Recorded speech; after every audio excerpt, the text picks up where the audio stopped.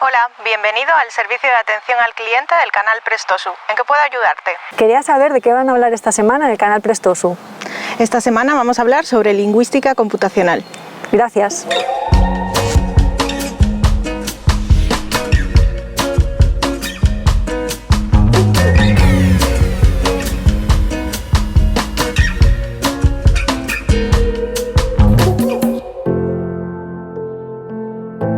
¿Por qué son las máquinas capaces de entendernos? Hoy me acompaña Estefanía Díaz, lingüista y computacional de Alisys, para explicarnos un poco mejor cómo es posible que humanos y robots podamos comunicarnos entre nosotros. Bienvenida, Estefanía. Hola, buenas tardes, gracias por invitarme. Bueno, lo primero de todo, ¿qué es la lingüística computacional? Así explicado para una persona que no haya escuchado nunca el término y que no sepa nada de qué va esto. Bueno, más o menos lo decías ya en la introducción, ¿no? La lingüística computacional pretende que las máquinas y los humanos nos podamos entender de la manera más natural posible. La conversación o la comunicación entre esas dos partes sea lo más fluida. Se trata de alguna manera crear reglas para que las máquinas entiendan el lenguaje coloquial o las expresiones que podemos utilizar cualquiera de nosotros. Por eso se habla de procesamiento del lenguaje natural. Por ejemplo, si yo te digo hola o buenos días o buenas tardes, tú me entiendes perfectamente y sabes que me puedes responder. Pero una máquina hay que enseñarle que esas palabras tienen una intención, que podría ser en este caso un saludo, y que te entiendan y que sepan responder a esa intención que tú le estás manifestando de alguna manera. Básicamente sería eso. ¿Y cómo llega uno a ser lingüista computacional? Bueno, ahora ya actualmente es una disciplina que ya se puede estudiar en la universidad. Hay algunas facultades, algunas universidades en España que ya en los grados de lengua, de filología y demás ya tienen esta especialidad, aparte de otras enfocadas ya más a la docencia. Hay una parte de lingüística ya computacional. Luego también hay másters y demás. Sí que es cierto, como es una disciplina relativamente reciente, la mayoría de la gente que se dedica a la lingüística computacional llega desde otros ámbitos, ¿no? Pues gente desde filología hispánica, gente también desde traducción, se dedicaban a las traducciones científicas y han llegado un poco por casualidad. En mi caso vengo del mundo de la comunicación y pues desde hace unos 2-3 años pues por cuestiones del destino laborales, pues al final me fui metiendo en este mundo y la verdad que descubrí que me gusta mucho. Y una persona que viene del mundo de filología, comunicación, como es tu caso, ¿es necesario saber desarrollar código o unas mínimas nociones? Cuanto más sepas, mejor. No es, depende un poco del proyecto también. En algunos casos si, a lo mejor no tienes que hacer absolutamente nada de código, en otros a lo mejor tienes que hacer un poco más, pero sí que yo creo que cuanto más sepas mejor, sobre todo por dos razones. Primero, porque te vas a desenvolver en un ambiente multidisciplinar, vas a trabajar básicamente con informáticos, con desarrolladores, programadores, con lo cual el lenguaje también en el que te mueves en el día a día es diferente, tienes que habituarte un poco a ese lenguaje también y te vas a entender mucho mejor, ¿no? Vas a saber por dónde te mueves. Y segundo, creo que es importante también saber un poco de código porque vas a entender mejor cómo funcionan las herramientas, las aplicaciones, o intentar entenderlo, ¿no? Siempre va a ser más fácil, vas a estar yo creo que más seguro al final en tu trabajo. Y cuéntanos un poco cómo es tu día a día, ¿no? Llega un lingüista computacional, llega a la oficina y ¿qué hace? Cuéntanos algún proyecto que hayas hecho, que nos puedas decir un poco las tareas que tienes en tu día a día. Depende mucho del proyecto, ¿no? Básicamente lo que hace un lingüista computacional es procesar expresiones, ¿no? De alguna manera. Se crean unos corpus que son conjuntos de textos relacionados con el proyecto que sea y hay que anotar esos textos, es decir, etiquetarlos o clasificarlos en una serie de etiquetas predefinidas previamente.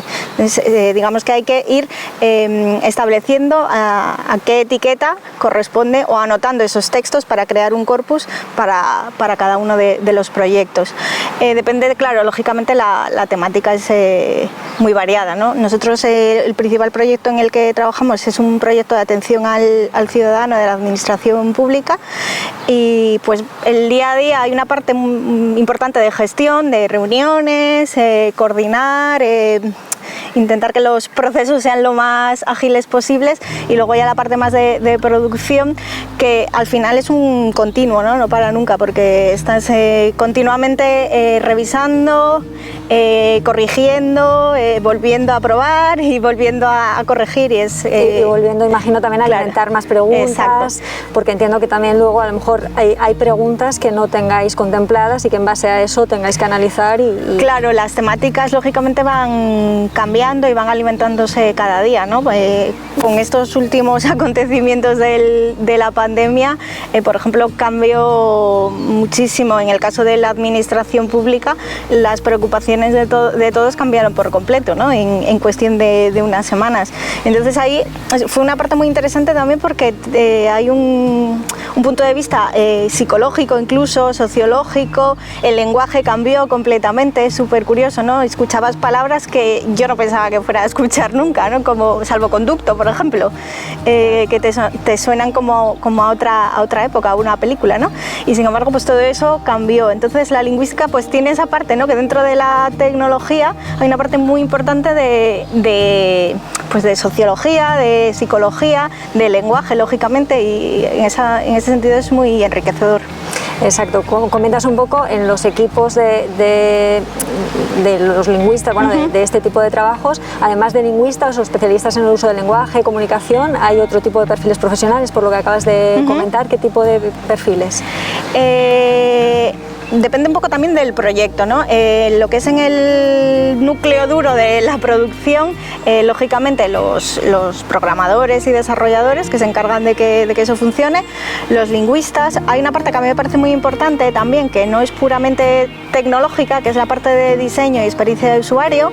También, pues cuando utilizamos un chatbot, por ejemplo, pues que tú entras en una web y que el chatbot sea atractivo visualmente, que sea fácil de utilizar, ¿no? Toda esa parte corresponde a los diseñadores y a la gente que sabe de experiencia de usuario.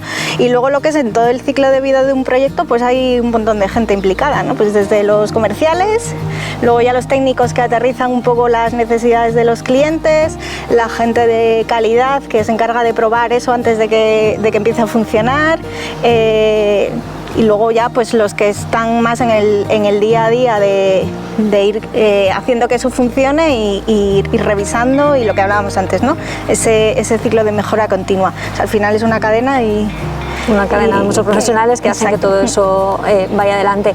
Mencionamos carreras de ciencia o profesionales de ciencias, profesionales de letras. ¿Las ciencias y las letras están condenadas o estaban condenadas a no entenderse hasta que llegó la lingüística computacional, o ni siquiera la lingüística computacional ha hecho que ambos profesionales se entiendan, ¿no? Y las humanidades siguen siendo el patito feo, son el patito feo de la inteligencia artificial? Es un binomio complicado a veces. Depende mucho también de la persona con la que trabajes, ¿no? Yo creo que va un poco en lo personal. Cuando eliges ciencias o letras, que al final a mí me parece como una cosa súper compartimentada y muy estricta, creo que no es tan así, pero bueno, cuando eliges una cosa u otra, al final es porque tienes mayor sensibilidad hacia la lengua, hacia las matemáticas o hacia lo que sea, ¿no? Y sí que es cierto que hay gente dentro de la tecnología o de las ciencias que, a pesar de haberse decantado por esa rama, sí que tienen mayor sensibilidad hacia la otra pata, ¿no? Pero bueno, te encuentras un poco de todo. Pero recelos también hay. Sí, los hay.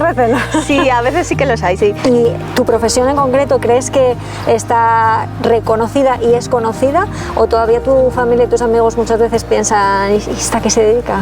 Cuesta explicarlo, ¿eh? Es muy desconocida, es totalmente desconocida todavía. Queda mucho camino ahí por recorrer.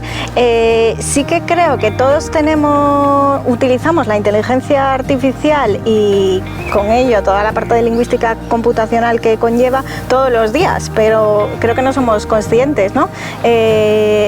bueno, en los teléfonos móviles es nuestro día a día.